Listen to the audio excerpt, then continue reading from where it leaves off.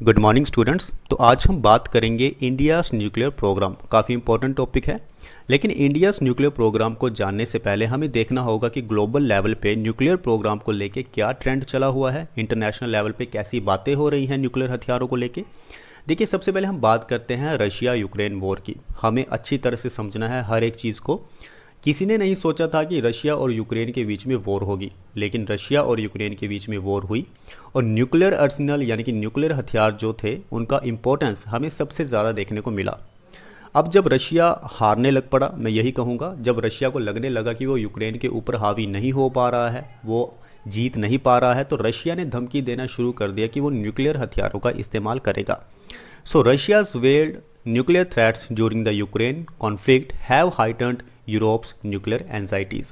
तो इसी तरह से यूरोप की जितनी भी कंट्रीज़ थी उन सबको डर लगने लग पड़ा कि कहीं रशिया जो है वो न्यूक्लियर हथियारों का इस्तेमाल ना कर ले।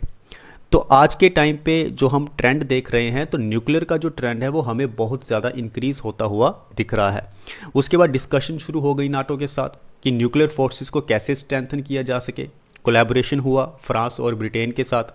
उसके बाद रशिया ने विड्रॉ कर लिया खुद से, जो एक ट्रीटी साइन हुई थी, that is a important treaty, comprehensive nuclear test ban treaty. अब जब रशिया ने विड्रॉ कर लिया तो यानी रशिया कहीं ना कहीं अब तैयार है कि वो न्यूक्लियर हथियारों का इस्तेमाल करेगा, जिसकी वजह से यूरोप का जो रीजन है या जितना भी रीजन है या पूरे वर्ल्ड की मैं बात करूँ, डिस्टेबलाइज्ड हो गया। उसके बाद बहुत सारी कंट्रीज़ के अंदर ये लगने लग पड़ा कि हमें भी न्यूक्लियर पावर बनना चाहिए, हमें भी न्यूक्लियर आर्सेनल का इस्तेमाल करना चाहिए, न्यूक्लियर हथियार बनाने चाहिए। अब बात करते हैं चाइना's न्यूक्लियर एक्सपेंशन। जैसे ही रशिया और यूक्रेन का वॉर हुआ, अब कहीं ना कहीं चाइना को भी मोटिवेशन मिली रशिया से, क्योंकि चाइना भी चाहता है कि ताइवान का जो हिस्सा है वो चाइना में पूरी तरह से मिल जाए।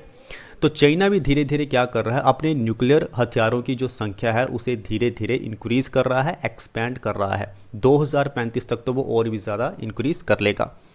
अब आपको पता है कि चाइना की बहुत सारे देशों के साथ बनती नहीं है, जैसे कि भारत है, भारत के साथ नहीं बनती है, भूटान के साथ नहीं बनती है, ताइवान के साथ नहीं बनती है। तो इस वजह से कहीं इन सब कंट्रीज़ को चाइना नुकसान ना पहुंचाए, इस चीज़ का डर हमें ईस्ट एशिया में देखने को मिल रहा है। जितनी भी ईस्ट एशिया की कंट्रीज़ चाइना के साथ देखने को हमें मिलती हैं। So this expansion alongside assertive territorial claims is causing concern among it's neighbours. तो चाइना से खतरा है बहुत सारे नेबर्स को। उसके बाद हम बात करते हैं ईरान न्यूक्लियर प्रोग्राम। देखिए, यूनाइटेड स्टेट्स ऑफ अमेरिका नहीं चाहता है कि ईरान जो है वो एक न्यूक्लियर पावर्ड कंट्री बने, लेकिन ईरान के साथ साथ अगर हम सऊदी अरब की बात करें तो सऊदी अरब चाहता है कि ईरान के पास न्यूक्लियर हथियार ना हो, क्योंकि ईरान का डोमिनेशन जो है वो मिडिल ईस्ट में फिर बढ़ जाएगा। So ongoing concerns about Iran's nuclear ambitions are promoting a potential regional nuclear arms race. तो अब सऊदी अरब भी चाहता है कि हम भी न्यूक्लियर हथियार बनाएं। तो यानी कि न्यूक्लियर हथियारों की जो इंपॉर्टेंस है वो हमें बहुत ज़्यादा देखने को मिल रही है। Arab nations like Saudi Arabia are exploring nuclear options to counter balance Iran. तो इसलिए सऊदी अरब जो है वो भी न्यूक्लियर ऑप्शंस ढूंढ रहा है कि किस तरह से ईरान को काउंटर बैलेंस किया जा सके। दूसरी तरफ हम देखें तो नॉर्थ कोरिया है। नॉर्थ कोरिया की न्यूक्लियर एक्टिविटी तो हम हर रोज़ देखते आ रहे हैं। कॉन्टीन्यूड मिसाइल टेस्ट होते हैं, न्यूक्लियर टेस्ट होते हैं। इससे खतरा ईस्ट एशिया को भी है और इससे खतरा आपको साउथ कोरिया को तो बहुत ज़्यादा है। So increase tensions with South Korea and heightened regional anxieties. तो ईस्ट एशिया को खतरा है नॉर्थ कोरिया से, और जो साउथ कोरिया है उसे स्पेशली नॉर्थ कोरिया से बहुत ज़्यादा खतरा है। जिस तरह से इंडिया और पाकिस्तान है उसी तरह से साउथ कोरिया और नॉर्थ कोरिया है, दोनों देशों की आपस में बनती नहीं है। तो इसलिए न्यूक्लियर जो आर्सेनल है, न्यूक्लियर जो हथियार हैं, उनकी जो इंपॉर्टेंस है वो हमें ज़्यादा देखने को मिलती है। अब हम बात करते हैं modernisation of nuclear arsenals. The US and Russia are modernising their nuclear arsenals, raising concerns about a new arms race. पहले तो बात चल रही थी कि न्यूक्लियर हथियारों को कैसे ख़त्म किया जा सके, लेकिन अब बात चल रही है कि न्यूक्लियर हथियारों को मॉडर्न कैसे किया जा सके। तो यानी कि न्यूक्लियर हथियार जो हैं उनकी इंपॉर्टेंस और भी ज़्यादा बढ़ रही है। अब हम बात करते हैं हमारे भारत देश की। India's nuclear history and stance. 1948 को हमने इस्टेब्लिशमेंट किया एटॉमिक एनर्जी कमीशन का, जिसमें होमी जी भाभा का बहुत ज़्यादा रोल था। फिर 1956 में इंडिया का पहला न्यूक्लियर रिएक्टर आया अप्सरा, जो कि ऑपरेशनल हुआ।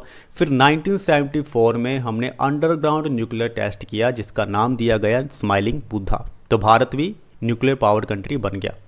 अब हम बात करते हैं कि करंट न्यूक्लियर थ्रेट्स भारत के लिए क्या क्या है। देखिए, पाकिस्तान के पास भी न्यूक्लियर हथियार हैं, भारत के पास भी न्यूक्लियर हथियार है, पाकिस्तान भी अपने न्यूक्लियर हथियारों की संख्या बढ़ा रहा है, तो भारत क्यों ना बढ़ाए, क्योंकि भारत को भी अपनी सुरक्षा प्यारी है। So Pakistan substantial nuclear arsenals and ongoing tensions over Kashmir, और कश्मीर का मुद्दा तो बना हुआ है भारत और पाकिस्तान के बीच में। एक छोटा सा और एग्जाम्पल लेते हैं, 2019 में साइबर अटैक हुआ कुंडन कुलाम न्यूक्लियर पावर प्लांट पे, तो कितना ज़्यादा इंपॉर्टेंट है हमारे लिए ये प्लांट। इन्वेस्टमेंट इन एडवांस्ड न्यूक्लियर टेक्नोलॉजी, हमें एडवांस्ड न्यूक्लियर टेक्नोलॉजी के ऊपर भी इन्वेस्टमेंट करनी होगी, क्योंकि सब अगर इंपॉर्टेंस दे रहे हैं न्यूक्लियर को तो हमें भी देनी पड़ेगी। उसके बाद हमें फोकस करना चाहिए thorium based reactors, small modular reactors and next generation nuclear power plants जो होते हैं उनके ऊपर। ओवरऑल हम कंक्लूजन निकालते हैं हम कि भारत को पार्टिसिपेशन भी करनी होगी ग्लोबल न्यूक्लियर गवर्नेंस के लिए, एक्टिव पार्टिसिपेशन चाहिए, जैसे कि इनिशिएटिव्स होते हैं nuclear security summits and global initiative to combat nuclear terrorism, कि न्यूक्लियर जो टेररिज्म है उसे कैसे ख़त्म किया जा सके। हर एक देश यही चाह रहा है कि उसे सुरक्षा चाहिए, और सुरक्षा के लिए सिर्फ न्यूक्लियर हथियार ही ऐसे हैं जो उसे सुरक्षा प्रोवाइड करवा सकते हैं, क्योंकि न्यूक्लियर हथियार जो होते हैं वो दूसरी कंट्री के ऊपर एक डेटरेंस यानी कि एक खतरा बना के रखते हैं, जिसकी वजह से दूसरी कंट्री जो है वो फर्स्ट कंट्री के ऊपर हमला करने से पहले 100 बार सोचती है। लेकिन हमें न्यूक्लियर जो आर्सेनल्स होते हैं, हथियार होते हैं, इन्हें ख़त्म भी करना ज़रूरी है, तो इन सब चीज़ों के ऊपर भी भारत को काम करना होगा। तो आज हमने बहुत इंपॉर्टेंट टॉपिक डिस्कस किया, मिलते हैं नेक्स्ट वीडियो में। Thank you very much.